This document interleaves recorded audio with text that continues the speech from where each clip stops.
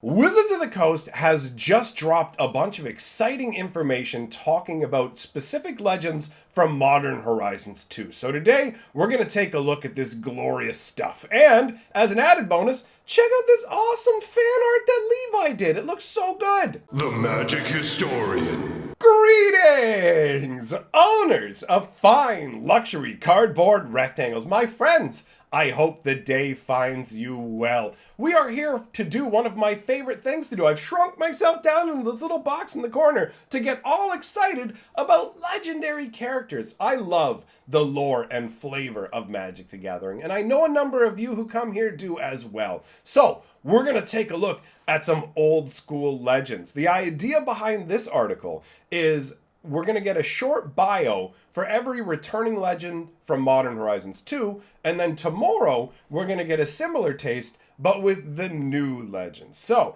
this is going to be a fun little walk through Magic history, and it contains information that I honestly either had forgotten or wasn't aware of in the first place. So let's dive in. We're going to start out by talking about Sevulen, however you want to pronounce it. This one's a little tricky. Sevulen of Sea and Sky. Now that is an awesome name to begin with. So, this is the merfolk god of ancient Sarpadian days. So we're talking about back in the time of fallen empires. And while fallen empires might have been reviled for being an overprinted set, and there might have been tons of it around, for me, it was an absolute feast for the imagination, right? You had things like Sevulenite Temple, which was essentially a broken down temple dedicated to this merfolk god. And there were snippets here and there, but it was like you were kind of going on an archaeological dig and just seeing parts of the bigger picture without ever getting the bigger picture. And this right here fits more pieces into the grand puzzle, which I really enjoy. So, Sevulen is 2 blue and 1 for a 3/4. It has indestructible as long as you have at least 2 other merfolk out, so that makes sense from the perspective of a god being indestructible as long as they have worshippers. And also the other ability that feels very godly. I mean, whenever a Sevulen attacks, you get to draw a card. Admittedly, maybe that could be seen as advancing merfolk knowledge, something like that. But overall, that doesn't feel too much like tied into the godly powers thing, but the next ability does. Other merfolk you control have Ward 1. So basically, she protects all of your merfolk, which feels like something a goddess would do. So the blurb says, the merfolk of Old Vodalia worshipped the goddess Sevulen, who created the merfolk out of silt and seawater. That is really neat. I love creation myths. Mankind has a number of these different things where it's like man was created from dust and whatever else, right? So the idea of silt, which is pretty much the idea of underwater dust, and seawater, that works so well. Those ancient Vidalians depicted Sevulen as a merfolk who lived in the sky. Sevulen was a remote figure associated with the Mist Moon, Dominaria's natural moon. I have never heard the term Mist Moon. I really like that. It's evocative. I'm not sure exactly how that ties into Dominarian history. If that's a different term, is that the Glimmer Moon? I don't know, but it's got my attention. She was and is a remote figure. She handed down her teachings in ancient times and has not communicated with mortals since then. Modern day Vidalians depict Sevulen as a full moon ringed with a gleaming halo with a bright pair of circular spots on opposite sides. So how amazing is that? That adds some nice depth and flavor to this character. Now, we have another character from the ancient days of fallen empires in the form of Turok, Dread Cantor, all right? Turok is pretty funky. 1 black and 1 for a 2/1. He's got a kicker of 2 black. He's got protection from white. Whenever an opponent discards a card, you put a +1/+1 counter on him. That makes perfect sense because obviously the most famous card associated with Turok is Hymn to Turok, which is pay 2 black, target player discards 2 cards at random at sorcery speed. And when Turok enters the battlefield, if it was kicked, target opponent discards 2 cards at random. So essentially he has the ability that you can tack an actual Hymn to Turok onto him, which feels very right from a flavor perspective. And when you look at the artwork, I will fully admit that I like the first art that we see here as opposed to the one on the right. So if you take a look at the two, they both show Turok in his like hooded kind of veiled form. His cloak is covered in endless eyes, which has a very ghastly feel to it. He's got his hand outstretched upwards in this kind of claw-like way, with either the moon flowing in a weird pattern behind him or power just emanating from his hand. But I like the fact that Turok is associated with wolves. And in the one artwork, you can see a howling wolf statue behind him, along with people who are bowing down in worship, chanting with him.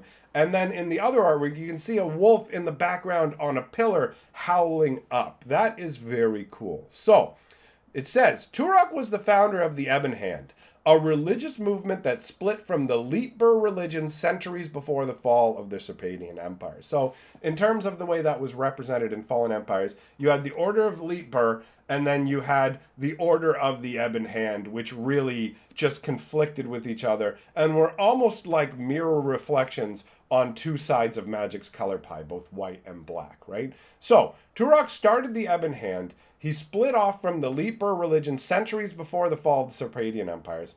Turok and his followers were necromancers, able to work great magics by means of sacrifice, often of their limbs, but sometime of human lives. I do have to say it's interesting that they prefer to sacrifice their own limbs as opposed to other people's lives. It does make me wonder if with them, the necromantic sacrifice is more powerful if it's associated with you giving up part of your own being, if there's an extra level of resonance from that, or you're able to create stronger blood magic. It's a really cool concept. But Turok's greatest power lay in chants and hymns that could cause insanity in all who heard them. That's pretty crazy. The idea of like a religious order just chant, and you're like, I can't take it anymore. You know, like you're in that movie Falling Down and you're like, I'm just going to get out of my car and I'm going to go crazy. Have you guys seen that movie? That's a good old school film if you haven't seen it. I enjoyed it. Anyways, let's not get too far off the path here. Upon Turok's death, the members of the Ebon Hand deified him, while the followers of Leetbur lived in continual dread of his return. The god Turok is said to have incarnated himself in several individuals during the ensuing centuries, including the immortal warrior Timolen Loneglade and the neo-Ebonic priest King Vitro. I do have to say, I wasn't aware that Turok attained godhood. So this is an interesting revelation to me. I love that their magic has been around for so long that there is so much you can learn about it, that even someone like me, who's been part of the game since the mid-90s, right? I started in 1994, and still there are plenty of things that I'm discovering. I very much enjoy that. Now, let's talk about Captain Ripley Vance. Wait a minute. Ripley Vance. My brain wanted to change around. It's Ripley Rance. Okay, Captain Ripley Vance. 1 red and 2 for a 3/2. Whenever you cast your third spell each turn, put a +1/+1 counter on Vance. Then it deals damage equal to its power to any target. The Spitfire Bastion bristles with cannons claimed from every ship she's conquered. Oh, that's cool. The idea just I'm going to hoard up all these different cannons from each pirate ship I take over. Wait a minute. She's got them strapped to her shoulders. Is that the triggered ability? When you draw your third card for the turn, Ripley's like, boo, boo, boo, boo, fire shoulder cannons. Boo, boo, boo, boo, boo. That's ridiculous. I love it. Okay.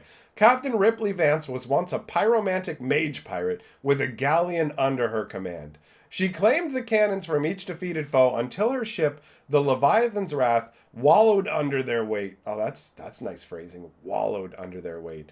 Having grown too prosperous to continue her vocation as a ship's captain, Vance found a solution in the form of a cliff with a natural lava flow running down it. Blasting the cliff face with her cannons, she carved out a coastal fortress, which she dubbed Spitfire Bastion.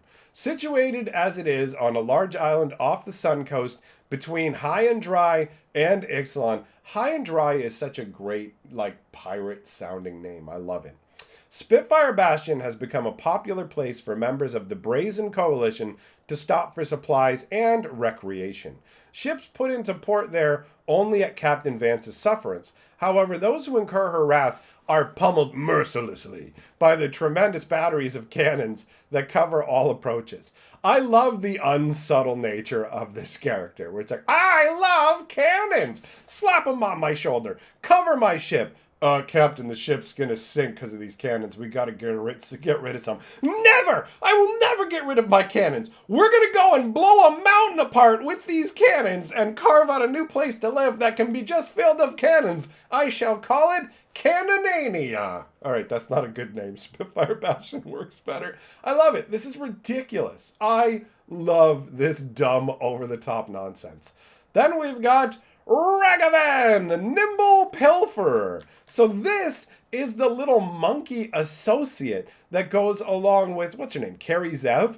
Carrie Zev makes a Ragavan token, and people loved Ragavan, the little ragamuffin, so much that Wizards decided to make him his own card. So Ragavan, Nimble Pilferer. That's a pretty descriptive name, letting you know that he's agile and a thief. 1 mana for a 2/1, makes perfect sense because he's a 2/1. He is always mythic. He's a mythic monkey pirate. Whenever Ragavan Nimble Pilferer deals combat damage to a player, create a treasure token and exile the top card of that player's library. Until the end of the turn, you may cast that card. And he's got dash, so you can pay 2 mana and attack with him right away. He comes into play, but then he goes back to your hand at the end of the turn. So, interesting variation. I have to say, of the 2 artworks, the one that I like more is the one that's on the left, where Ragavan is totally surrounded by a bunch of treasures. You've got like a nice ornamental fan in the background, a big old vase beside him, crazy, like kind of looking like the sandals of Abdallah from like the original Arabian Nights. He's got a mirror, jewelry, a mug, all kinds of stuff. And he's just sitting there looking at one of his acquisitions. He's got goggles that he clearly swiped as well, looking like he's ready to fly a plane. I dig that.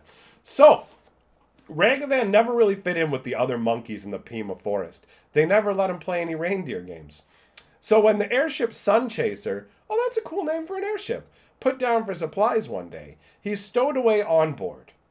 Ragavan was soon discovered below decks by 13-year-old Carrie Zev, who recognized in the monkey a kindred spirit. You like to steal? I like to steal.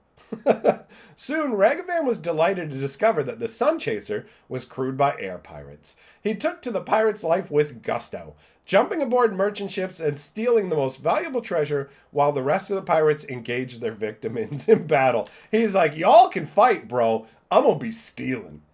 With Ragavan's help, Carrie Zev became the captain of her own pirate ship, the Dragon's Smile. I gotta say, Sun Chaser is more enjoyable to me. And commanded a fleet of airships, raiding the consulate during the Aether Revolt. Their greatest victory was when they crippled the consulate flagship Sky Sovereign. This gigantic paragraph. Tell me more about Ragavan, not about Carrie Zev. Carrie Zev and Ragavan continue to terrorize the skies to this day, reaping great fortunes, which they inevitably spend on fueling and repairing their fleet of airships. It's a good life for a monkey. It makes me think of the monkeys that you see in those YouTube videos that live at like ancient temples and stuff like that. And they show up, and if you don't give them food, they will basically take your gear. They'll run up on your face, grab your glasses, grab your bag or your iPad or whatever, and then they'll just hold it out to you, basically like, you want? You better give me some food. Like, they're pretty clever. It's pretty nutty. Oh, next it's Asmore Ramalama Ding Dong Dastin Akula Dakar.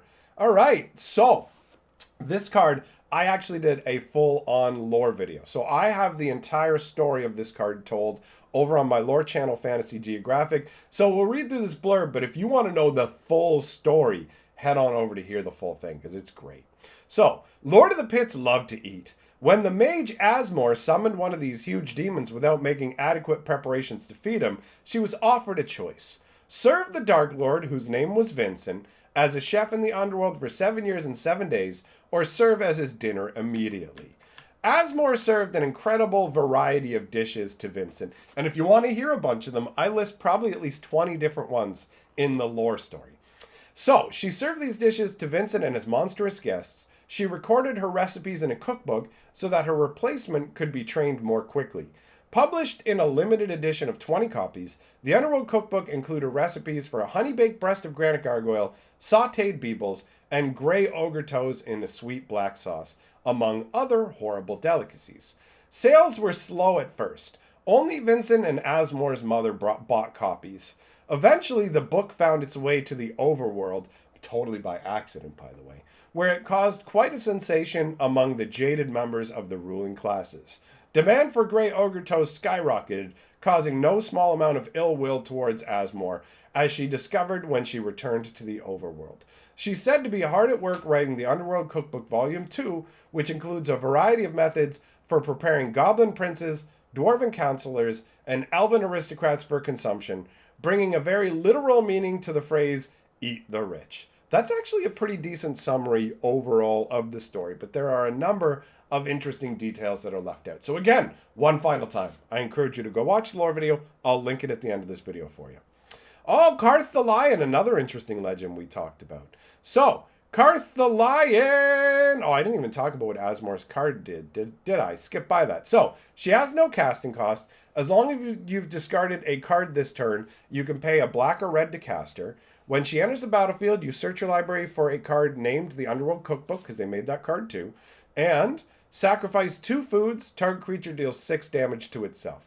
And in the artwork, you can see her preparing the maw of a beast that's being closed over scorpions. It's a pretty intense meal. I really like this artwork a lot. I did multiple videos talking about this character. One as a lore video, one talking about the card itself on this channel, so we will move on. Karth the Lion is next.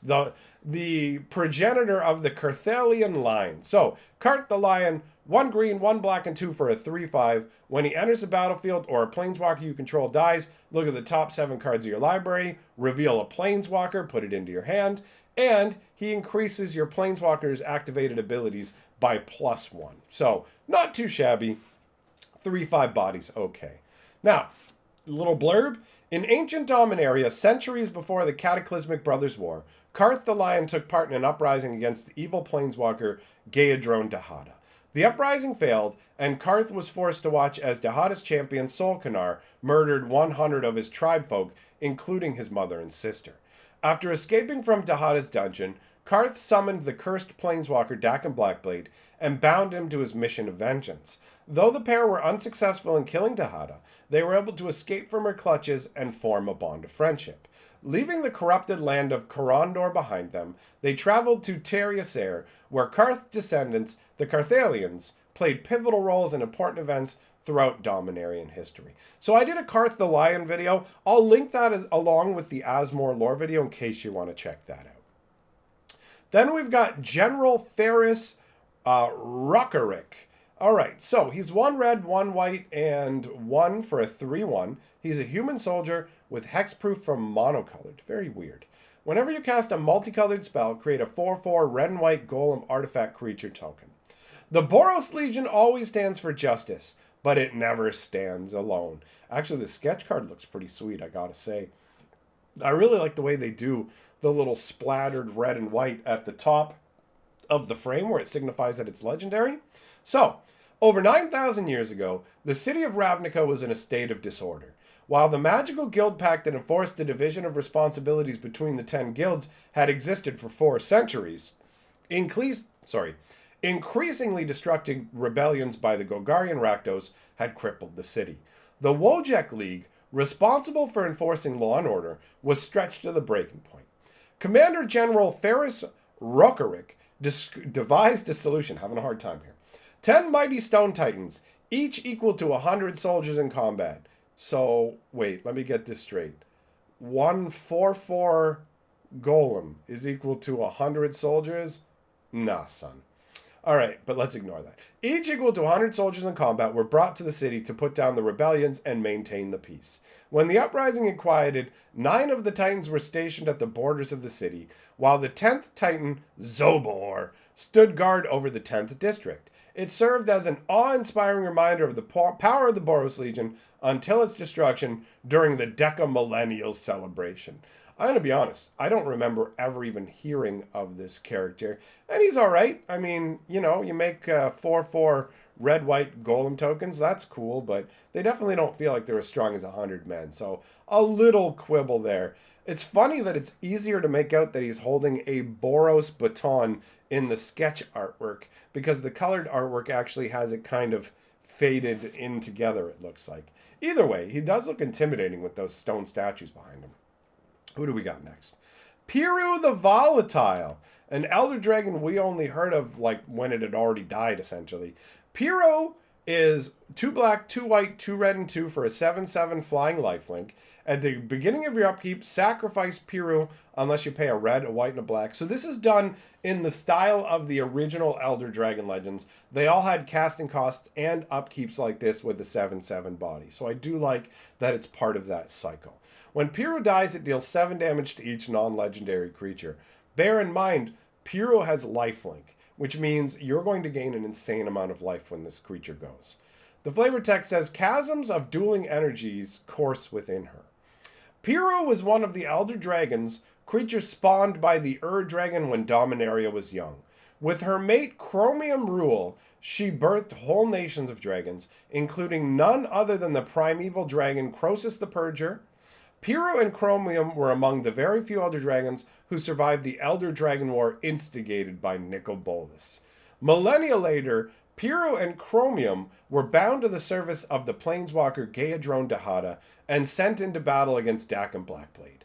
Dakin banished Chromium and slew Pirro with his cursed sword. That's actually part of the story of Karth the Lion. So great was Pirro's power that the resultant explosion of magical energy cracked Dominaria's crust. The dueling chasm of Karandor can be seen at the site of the battle to this day, mute testament to the reckless power unleashed by the machinations of planeswalkers. And it's interesting that you've got the dueling chasm that was created at Karandor, but also in the flavor text, it says chasms of dueling energy. So that's a nice little nod. Then we've got Dakin, Shadow Slayer, Dakin Blackblade. I've loved this guy since Legends. So, Dakin Blackblade as a planeswalker is a black, a blue, and a white for a 0 loyalty, but it enters the battlefield with a number of loyalty counters equal to the number of lands you control. So, depending on when you put him out, he can have a massive amount of loyalty. +1, Surveil 2, -3, exile target creature, -8, you may put an artifact card from your graveyard or hand onto the battlefield. So the exiling creature and the putting an artifact out, they feel like Dakin abilities. The Surveil 2, not so much. That feels like they just tacked that ability on, but whatever. So, in ancient Karandor on Dominaria, the planeswalker Gaedrone Dahada commissioned the blacksmith Dakin to forge her a sword in exchange for immeasurable power. This was to be no ordinary weapon. Dahada wanted the most powerful weapon that had ever been crafted. She gave Dakin 10 years to complete the sword. Dakin worked the foulest sorcery in the forging of the Black Blade, folding his own blood into the steel and quenching the blade in the body of hundreds of people, hundreds of slaves. For some reason, they're leaving that part out. I don't know why. It makes it sound even worse, including his own son. At the end of 10 years, Dahada returned, plunging the Black Blade into Dakin's shadow. She bound his soul into the blade as his planeswalker spark ignited. Her most powerful weapon had been forged. Not the Black Blade, but Dakin himself, who was to be her ultimate champion. Railing against his fate, Dakin battled Dahada down through the millennia. History does not record Dakin's end, but it's known that the Black Blade passed to Gideon Jura, who wielded the sword against Nicobolus in the War of the Spark. It would be cool to actually get to follow the history of the Black Blade, right? Because it did end up in the hands of people like Korlash as well. So this is a cool story. Honestly, the story of Dakin and Dahada is really, really compelling to me. I think it's very interesting and dark. And then we've got Dahada herself. So Dahada is Gaedrone Dahada. 1 red, 1 black, 1 blue for a 4 loyalty planeswalker, protection from permanents with corruption counters on them, +1 ability. Each opponent loses 2 life. You gain 2 life. Put a corruption counter on up to 1 other target creature or planeswalker. -3, gain control of target creature or planeswalker until end of turn. Untap it, put a corruption counter on it. It gains haste until end of turn. And -7, gain control of each permanent with a corruption counter on it. I really like that all of her abilities flow around the concept of corruption because she is a vile, corrupted, demonic beast. She actually has just tentacles flowing out of the bottom of her body. It might not be obvious at first glance, but she is a demonic Cthulian-style beast. And I love the fact that you've got this really bright, vibrant red energy coming off of the cloak that she's wearing and the wrappings on her body. But everything else has this muted, dark, almost lifeless tone, with the exception of the dark necrotic energy that is flowing off of her hands. I find her artwork to be really intimidating and awesome. This card is really well done. We've got one of this has got to be my favorite card from Modern Horizons 2, let's be real. Garth One Eye. So Garth One Eye is one of every color. He taps to let you choose a card name that hasn't been chosen from among Disenchant, Brain Geyser, Terror, Shivan Dragon, Regrowth, and Black Lotus. You get to create a copy of the card with the chosen name, and then you get to cast that spell. That's really neat. And the artwork's awesome. Garth is just reclining, looking like he can handle any kind of setup. His one eye is like flaring out with magic, which is an interesting idea. Garth actually was able to restore his eyes. And take a look at the difference of the way his face and hair look in the sketch variation along with his clothing, right? There's a distinct difference in this case. I like that. And that says mood, a powerful, quirky, curious man. Oh, they're talking about me. The folk hero Garth One Eye was born Galen of House Ortale in the city of Estark in Dominaria. At the behest of Cthulhu, the Grand Master of the arena, House Ortale was destroyed, and the child Galen was maimed. Galen escaped from the city and lived in exile for 20 years. Then, having become a powerful mage, Galen returned to Estark under the assumed name of Garth. He battled in the arena, winning the right to challenge Cthulhu. At the moment he won vengeance against the killer of his kin, Garth's planeswalker spark ignited, and the multiverse became his domain. Nah. That's revisionist. That is not what happened. What happened was Garth stole the ability to planeswalk from Cthulhu. In the old days, anybody could become a planeswalker if they gathered enough mana and knew the right incantations. I'm not willing to accept this change of, no, is spark ignited? Nah, back in the day, pre-revisionist, anybody could be a planeswalker with sufficient magical power. And that's the way it'll always be. In fact, you know what? I'm going to link this at the end of the video too. So there'll be a number of videos showing up at the end you can click on if you want to know more about how the Garth story went. And then we've got Cauldron Complete. I guess I'm going to need to link like 4 videos at the end because I did a video on this too. I'll put a bunch of videos at the end. How about that? So Cauldron Complete, 7 casting cost equipment, living weapon, which means you make a 0/0 Phyrexian germ token, and it comes into play equipped to this equipment. It's indestructible, gives the equipped creature +5/+5, first strike, trample, indestructible, haste, and whenever this creature deals combat damage to a creature, exile that creature. Pretty intense. Costs 7 to equip it though, so that is significant. And it's interesting to note how the sketch version and the regular version are very, very similar, right? Like, take a look at that sketch. They could have pretty much submitted the sketch artwork as finalized artwork and it would have worked. On the metal plane of Mirrodin, Glissa's Sunseeker collected 3 mighty artifacts, which, when combined, summoned the Cauldron Champion, a gigantic avatar composed of blue-white plasma. The sword, shield, and helm of Cauldron were destroyed, along with the champion himself, when the green sun, a gigantic ball of mana, burst forth from Mirrodin's core. Years later, Mirrodin succumbed to an infectious agent and became New Phyrexia. Nearly all the inhabitants were completed, transformed into flesh-machine hybrid monsters, including Glissa herself. Glissa was able to restore the Cauldron artifacts and grew a specialized germ creature in the flesh vats beneath the surface. Phyrexia's newest champion will either grow strong enough to rival the original Cauldron champion in power, or it will be defeated and someone stronger will claim the artifacts. Glissa is content that either way, Phyrexia will prevail and improve.